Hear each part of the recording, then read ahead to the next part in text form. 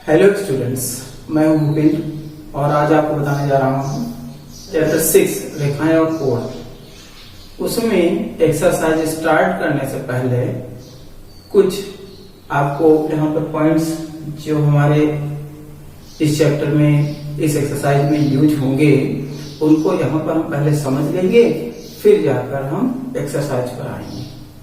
इससे पहले भी हमने इसका कुछ बेसिक कॉन्सेप्ट आप लोगों को बता रखा है, जो कि आपको आई बटन पे यहाँ पर क्लिक करने पर मिल जाएगा।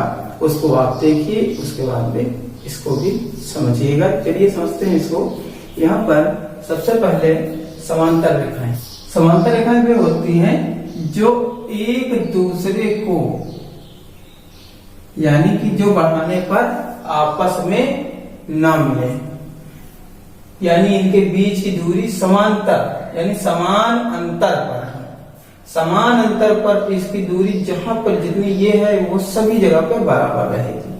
अब वो जरूरी नहीं कि ऐसे ही हो, वो हमारी ऐसे भी हो सकती हैं, हमारी वो रेखाएं ऐसे भी बना सकते हैं।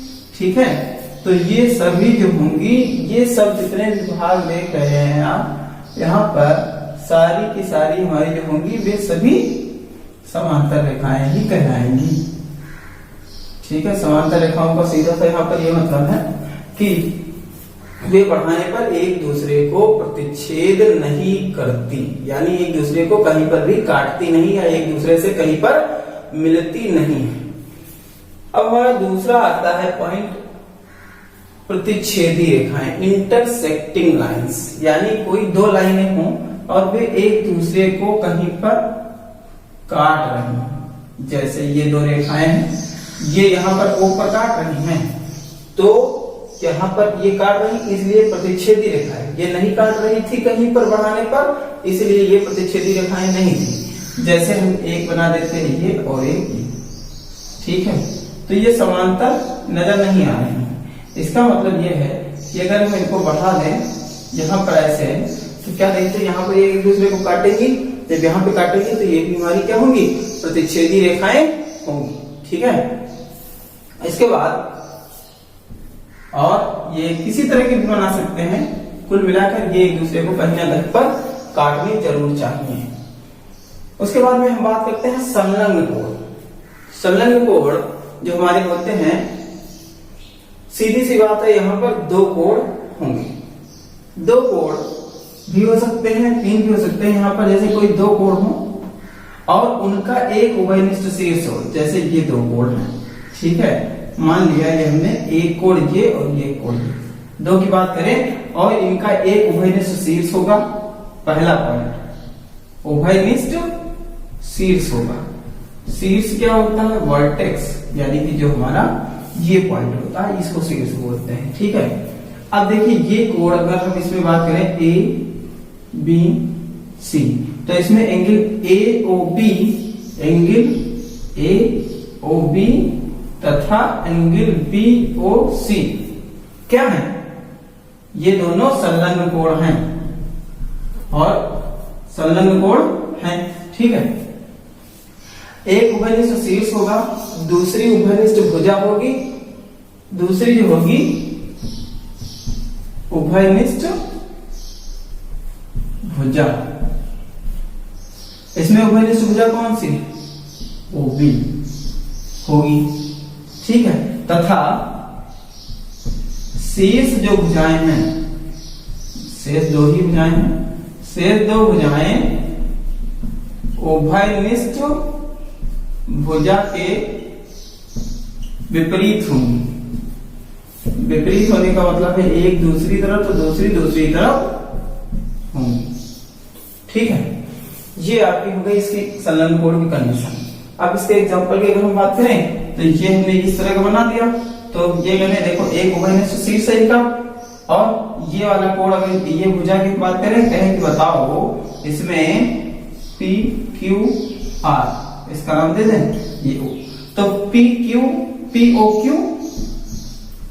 ओ क्यू तथा क्यू ओ आर, ये दोनों क्या जो कोण है वे संलग्न कोण हैं। तो देखिए पहले हम सबसे पहले ये देखेंगे कि क्या दोनों हमारी जो है कंडीशन यहाँ पर फॉलो हो रही हैं कि नहीं हो रही। तो यहाँ पर हम देखते हैं, सबसे पहली बात एक उभयनिष्ठ शीर्ष, हाँ दोनों पर यहाँ पर उभयनिष्ठ शीर्ष है। दूसरी बात, एक उभयनिष्ठ भुजा होगी और इस उभयनिष्ठ की भुजा के दोनों तरफ जो है हमारी जो शेष भुजाएं हैं या शेष रेखाएं हैं, रेखा किरणें हैं, वे दूसरी तरफ होगी। ठीक है, तो इसलिए ये हमारे संलग्न कोण होंगे। संलग्न कोण कौन से नहीं होंगे? जैसे कि एक ये हमने बना दिया, एक हमने ये बनाया।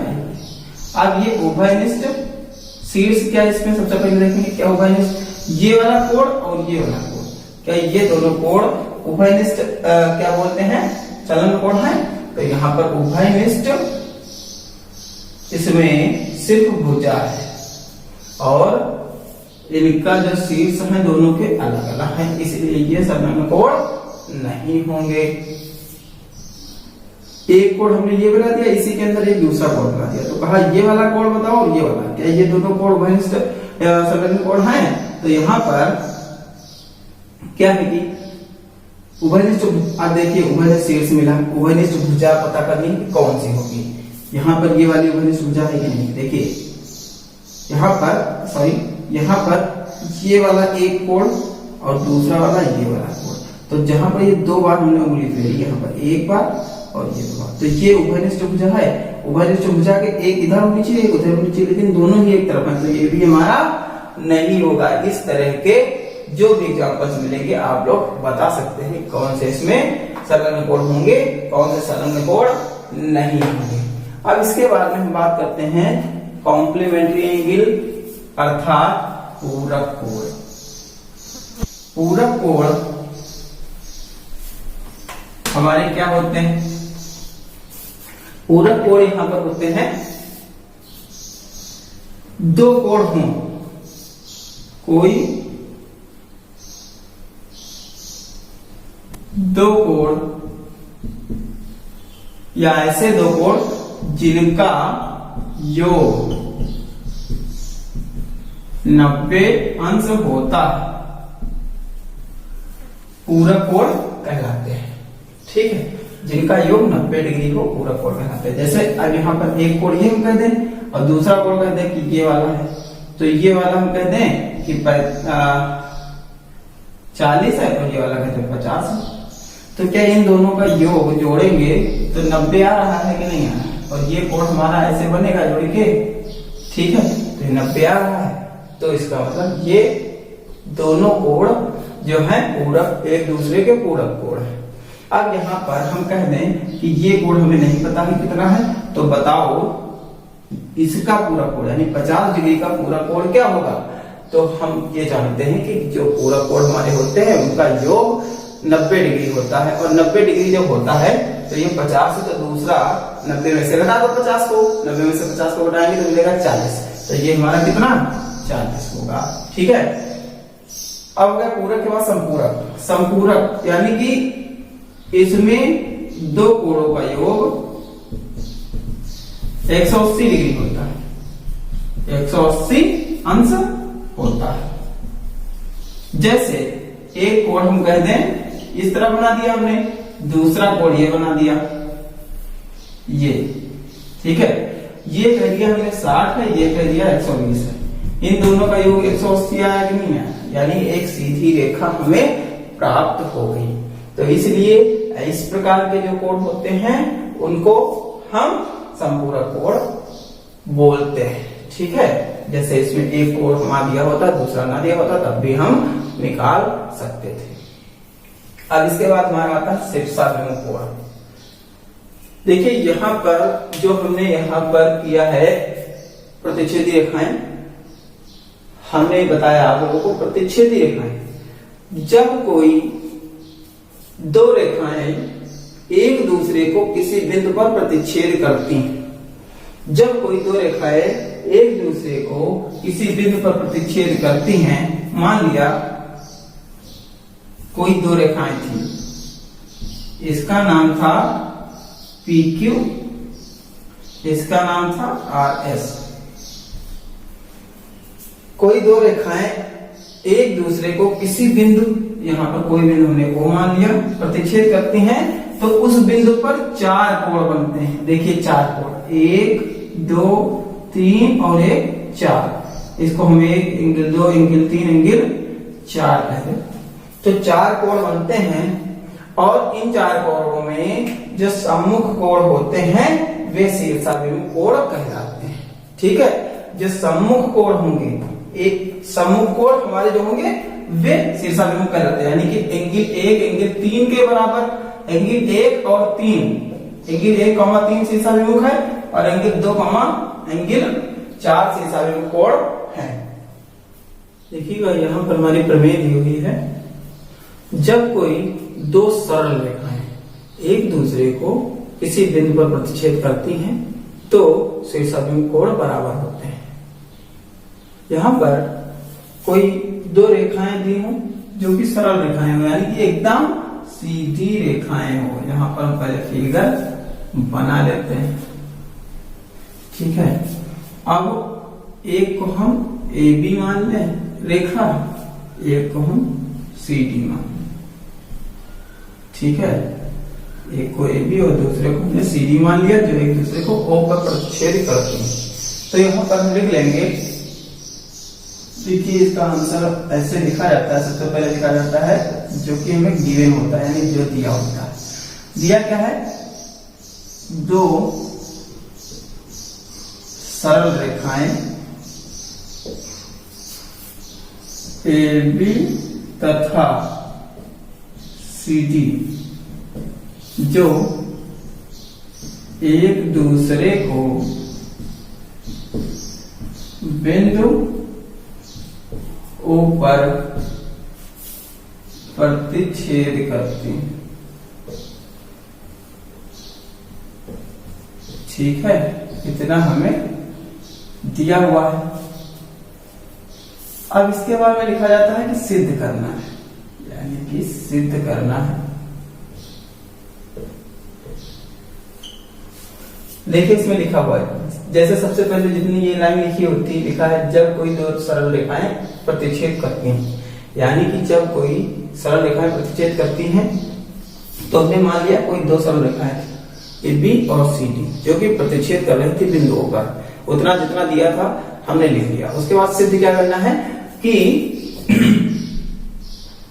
सम्मुख कोण यानी कि शीर्षाभिमुख कोण, तो शीर्षाभिमुख कोण बराबर होते हैं। यानी कि कौन सा कोण किसके बराबर सिद्ध करना है हमें?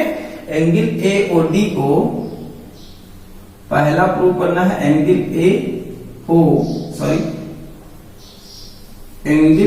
AOD बराबर एंगल, ये वाला एंगल AOD बराबर प्रूव करना है एंगल BOC के, बराबर एंगल BOC के। दूसरा इसमें प्रूव करना है कि एंगल BOD बराबर एंगल COA या AOC, BOD बराबर एंगल AOC, ये दोनों हमें प्रूव करना है। तो अब हम यहां पर जो प्रूफ लिखेंगे इसको हम बोलते हैं प्रूफ, यानी जो हम इनको दे रहे हैं। देखिए सबसे पहले हम क्या करते हैं, यहां पर इसको ना देखें और सिर्फ ये वाला फिगर जो नीचे वाला फिगर है ना, तो क्या देखते हैं कि ये जो एक सीधी रेखा है और इस पर ये एक किरण है। तो क्या लिख सकते हैं यहां पर? किरण OA, किरण OA रेखा CD पर पड़ी है, यानी इस पर है। तो इसका मतलब ये सीधी रेखा है, तो ये कोण 180 डिग्री जोड़कर हो गए। तो इसलिए angle AOC plus angle AOD बराबर 180 डिग्री। ठीक, इसको हमने समीकरण 1 मान लिया। तथा अब दूसरा, अगर यहां पे कहें इसको छोड़ दें और कहें कि ये वाली किरण है और ये रेखा है, रेखा AB पर OD किरण जो है रेखा AB पर, किरण OD रेखा AB पर पड़ी। ठीक है, तो हम क्या कहेंगे, देखिए angle AOD, angle AOD plus angle BOD का योग 180 होगा। AOD प्लस एंगल BOD बराबर 180, समीकरण 2 हमने मान लिया। अब समीकरण 1 और 2 में दोनों के दाहिने पक्ष जो है बराबर है, इसलिए हम बाएं पक्ष भी बराबर होंगे। तो लिख देंगे समीकरण 1 तथा समीकरण 2 से angle AOC plus angle AOD बराबर angle AOD plus angle BOD। यहां पर ये वाले एंगल प्लस के ही हैं, तो दोनों तरफ कट जाएंगे, हमें मिलेगा एंगल AOC बराबर एंगल BOD। ये हमें प्रूव करना था। एक इसी प्रकार दूसरे को भी, जैसे हमने एंगल AOC को BOD के बराबर प्रूव कर दिया, वैसे ही एंगल AOD बराबर प्रूव हो जाएगा एंगल BOC के। ठीक है, अतः नीचे हम लिख सकते हैं, अतः यही प्रूव करना था। तो चलो यहां पर लाइन में एक लिख देते हैं। अतः लिख सकते हैं, जब कोई दो सरल रेखा है तो छेद करते हैं। अतः जब कोई दो सरल रेखाएं प्रतिच्छेद करती हैं तो शीर्षाभिमुख कोण बराबर होते हैं। शीर्षाभिमुख कोण बराबर होते हैं, जहां पर हमें प्रूव्ड हो गया। ठीक है।